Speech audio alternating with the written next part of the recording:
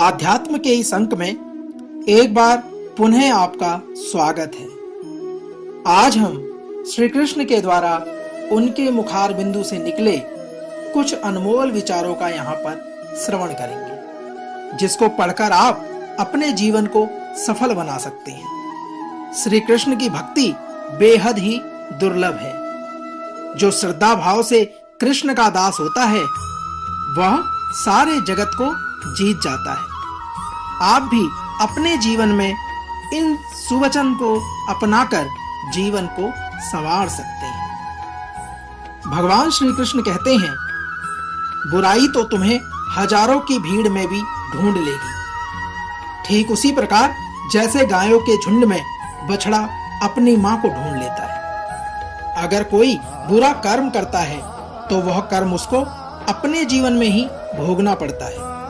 जिस प्रकार बछिया झुंड में भी अपने मां को ढूंढ लेती है, वैसे ही कर्म का फल आपको हजारों की भीड़ में ढूंढ लेता है। माधव कहते हैं, किसी जीव को कष्ट देकर आप मुझे खुश नहीं देख सकते। जी हाँ, श्री कृष्ण जगत के स्वामी हैं। वह कण-कण में निवास करते हैं। छोटे से छोटे जीव के हृदय में भी ईश्वर का वास होता है। उस जीव को कष्ट का अनुभव होना ईश्वर को कष्ट का अनुभव कराता है। अर्थात किसी जीव को कष्ट देकर अपने ईश्वर को कोई भी खुश नहीं कर सकता। जो हुआ अच्छा हुआ, जो होगा अच्छा होगा। स्वयं को मुझ पर छोड़ दो, अपने कर्म पर ध्यान दो। कर्म ऐसा जो स्वार्थ रहित पाप से रहित हो। कृष्ण अपने भक्तों को कर्म का मार्ग दिखाना चाहते हैं। वह कहते हैं, अपने कर्म समाज के प्रति और मानव कल्याण के प्रति केंद्रित करते हुए करो। बाकी फल की चिंता आपको करने की आवश्यकता नहीं है। सभी कर्मों को मुझे समर्पित कर दो। इस मार्ग को अपनाकर तुम मुझे प्राप्त कर सकते हो, मेरे प्रेम का भागीदार बन सकते हो। श्री कृष्ण कहते हैं, दुष्ट लोग अगर समझाने मात्र से समझ जाते तो यकीन मानो महाभारत कभी नहीं होता। जी हाँ, जो लोग दुष्ट होते हैं वह कठोरता से ही मानते हैं। उनको समझाने के लिए कठोर व्यवहार करना होता है। अगर समझाने मात्र से दुष्ट समझ जाते तो श्री कृष्ण जो बांसुरी बजाते हैं वो कभी भी महाभारत को नहीं होने देते। कृष्ण कहते हैं, जो अपने मन पर नियंत्रण नहीं रखता वह स्वयं का धीरे धीरे शत्रु बनता जाता है। मनुष्य का मन सदैव से ही चंचल रहा है। इस मन की चंचलता ने मनुष्य को पथ भ्रष्ट तथा मार्ग से विचलित करने में कोई कसर नहीं छोड़ी है। जो व्यक्ति अपने मन को नियंत्रण में नहीं रखता वह धीरे धीरे स्वयं का ही शत्रु बन जाता है।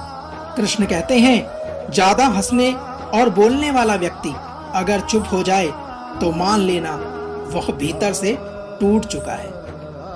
जो व्यक्ति सदैव हंसता खेलता मुस्कुराता रहता है, अगर वह अपने स्वभाव से भिन्न हो जाए अर्थात चुप, गुमसुम और उदास रहने लगे तो समझना उसके हृदय में एक पीड़ा है। उस पीड़ा ने ही उसे कमजोर बना दिया है। जिस व्यक्ति के पास संतुष्टि नहीं होती, उसे कितना भी मिल जाए वह असंतुष्ट ही रहेगा। कृष्ण कहते हैं, जिस व्यक्ति के पास संपूर्ण धन दौलत, ऐश्वर्य, वैभव सब कुछ है मगर संतुष्टि नहीं है, उस धन दौलत का कोई अर्थ नहीं। वह सदैव असंतुष्ट की स्थिति में ही रहता है। जिसके पास संतुष्टि है वह थोड़े में भी संतुष्ट रहता है। कृष्ण कहते हैं, जिंदगी में सदैव अवसरों का आनंद लेना चाहिए, लेकिन किसी के भरोसे को तोड़कर नहीं। जिंदगी में भरोसा एक ऐसी चीज है जिसे प्राप्त करना वर्षों की मेहनत के समान है।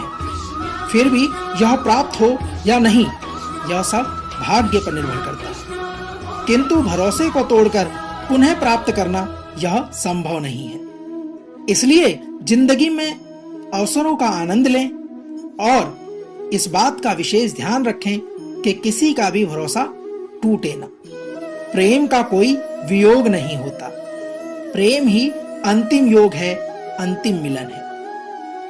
कृष्ण कहते हैं, प्रेम कभी ना समाप्त होने वाली प्रक्रिया है। जिस व्यक्ति को प्रेम हो जाता है वह फिर जीवन और जीवन के बाद भी प्रेम में वशीभूत रहता है। प्रेम को प्राप्त करने के लिए त्याग, तपस्या और योग का सहारा लेना पड़ता है। श्री कृष्ण कहते हैं, कभी भी स्वयं पर घमंड मत करना। पत्थर भी भारी होकर पानी में अपना वजूद खो देता है। कृष्ण के अनुसार जो व्यक्ति अपने अहंकार से भारी हो जाता है, जिसमें अभिमान भर जाता है, वह उस पत्थर की भांति होता है जो भारी होने के बावजूद भी नदी की धारा में डूबकर अपना अस्तित्व खो देता है। अगर ईश्वर तुम्हें ज्यादा प्रतीक्षा करवा रहे हैं तो हो सकता है जितना तुमने मांगा उससे ज्यादा देने वाला हो। कृष्ण कहते हैं, अगर किसी लक्ष्य, खुशी या सफलता की प्राप्ति में लंबा समय लग रहा है, प्रतीक्षा की अवधि अधिक है, तो हो सकता है आपकी अपेक्षा से ज्यादा आपको मिलने वाला है। अपने कर्म पर अड़िग रहिए और विश्वास रखिए उस ईश्वर पे जो आपके कर्म की परीक्षा ले रहा है। श्री कृष्ण कहते हैं, जीवन ना तो भविष्य में है और ना ही अतीत में। जीवन तो बस इस पल में है, केवल इस पल में है। जो लोग जीवन को भूत और अतीत के भरोसे छोड़ देते हैं, उन्हें श्री कृष्ण सावधान करते हैं कि जीवन का अर्थ ना भूत है ना भविष्य। जीवन केवल वर्तमान है, इसलिए वर्तमान में अपने जीवन को आनंद पूर्वक जिएं, निस्वार्थ कर्म से अपने जीवन को आनंदित करें। कृष्ण कहते हैं, मैं विधाता होकर भी विधि के विधान को नहीं टाल सकता। मेरी चाह राधा थी और चाहती मुझको मीरा थी, पर मैं रुक्मिणी का हो गया। जो विधाता का लेख होता है उसी का फल हमें मिलता है। विधि के विधान को स्वयं ईश्वर भी नहीं टाल सकते। जिस प्रकार राधा से कृष्ण निश्चल भाव से प्रेम करते थे, प्रेमिका के भाव से मीरा कृष्ण को पति मानती थी, मगर विधि के विधान में रुक्मिणी का साथ लिखा था, जिसे स्वयं विधाता भी नहीं टाल सके। श्री कृष्ण कहते हैं, क्रोध की अवस्था में भ्रम जन्म लेता है। भ्रम बुद्धि को नष्ट कर देता है और बुद्धि के नष्ट होते ही व्यक्ति का पतन हो जाता है। क्रोध व्यक्ति का सबसे बड़ा शत्रु है। क्रोध के जन्म लेते ही व्यक्ति अपना विवेक खो देता है। विवेक के खो जाने पर व्यक्ति अपने पतन के मार्ग में उन्मुख हो जाता है। हमें जीवन में क्रोध की इस अवस्था से सदैव बचना चाहिए। खाली हाथ आए, खाली हाथ वापस चले जाओगे। आज तुम्हारा है, कल किसी और का था, परसों किसी और का होगा। तुम जिसे अपना समझकर मग्न हो रहे हो, बस यही प्रसन्नता तुम्हारे दुखों का कारण है। श्री कृष्ण श्रीमद् भगवद गीता में कहते हैं, इस संसार में कुछ भी अस्थाई नहीं है, ना ही सुख ना ही दुख। यह सब एक प्रक्रिया है। जो खुशियां आज तुम्हारे पास हैं, वह कल किसी और की होंगी, परसों किसी और की होंगी।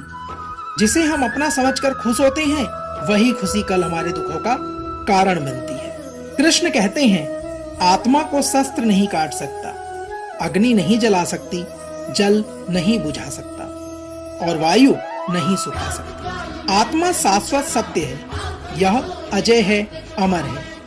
आत्मा नए नए शरीर को धारण करती है, एक शरीर से निकलकर दूसरे शरीर में। यही आत्मा की विचरण प्रक्रिया है।